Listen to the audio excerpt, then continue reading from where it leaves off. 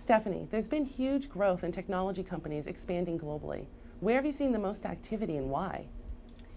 There's been a lot of technology companies moving all kinds of operations and technology support offshore.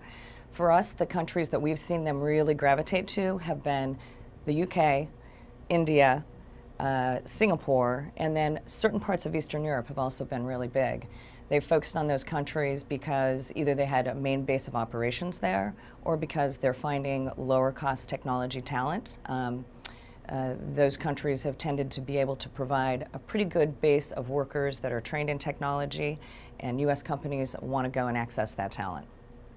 Right. And as they expand globally, does it make sense for them to look at other categories of labor outside of simply the contingent workers?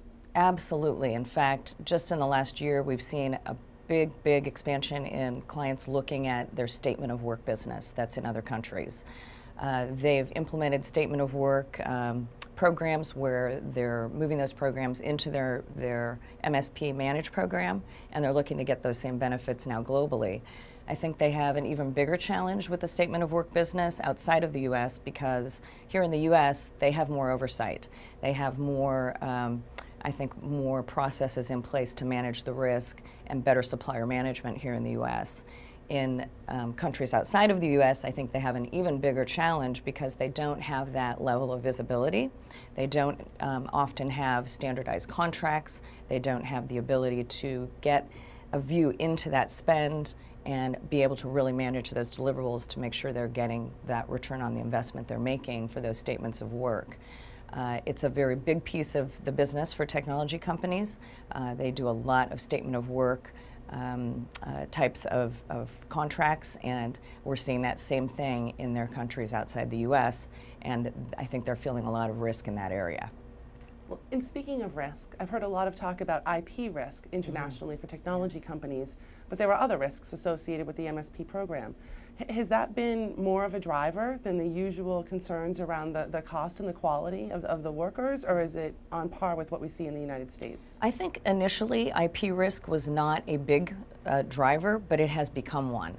As companies have looked at some of the, the news around IP risk in certain countries, it has really opened their eyes to some of the risks that they have in outsourcing this work under statement of work in certain countries. So one of the things that they're very interested in by putting statement of work into their managed program is having that type of visibility and consistent contracting process with those suppliers. Right now, many of those suppliers in other countries are really working under very loose contracts or their own contract vehicle, and now the companies want to get that same type of consistency and risk mitigation that they get by having an MSP manage the supplier base, manage those standard contracts, and make sure that that IP risk, as one of those key risks, is really mitigated through that process. So very similar then to what we see here in the United States, but the solutions can vary by country. Very much. I think our approach at TAPFIN is to establish a baseline set of processes that we're able to use in most countries, but we certainly find that those have to be altered and be flexible for certain countries to make sure that we're taking into account the local regulation, certain governance factors, and also cultural factors in those countries. And that applies both to the time and materials, contingent labor spend, as well as the statement of work spend. Excellent. Thank you, Stephanie. Thank you.